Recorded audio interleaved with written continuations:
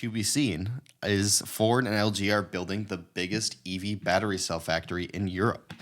Uh, they just signed them a memorandum of understanding to build it basically in Europe with 45 gigawatt hours in potential annual production capacity, which is just massive.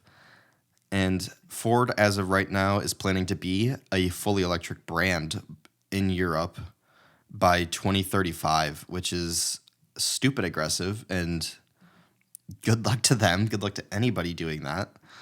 And 9 EVs in its lineup by 2024, which I'm guessing they got to be really close to. The joint venture is expected to break ground in Turkey later this year, and the production is supposed to begin in 2026. So that's fairly quick turnaround for a fab like that.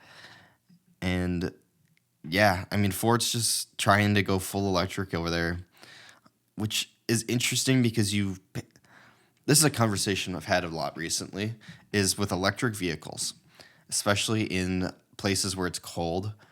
You take let's say you have 300 miles of range. That's your estimated range. And now you add your normal driving and just all of that. You can probably shave off 20, 30 miles, plus a little more for you're obviously not going to zero. So now you have 250 miles just as a safe estimate. And now it's winter time and it's cold out, and all of a sudden you have 125 miles. And I mean, for a lot of people, that's not going to get you anywhere. And then if you throw in, say you're a Ford guy who buys trucks because you want to haul things, all of a sudden you have 125 miles in the winter, plus you're going to haul something behind you. And all of a sudden you have maybe 50 miles, maybe. I mean, just disappears so fast. And so hopefully Ford can make it there by 2035, but I do think for a lot of vehicle types and stuff like that, you're just going to have to wait. I just don't think it's going to happen that fast.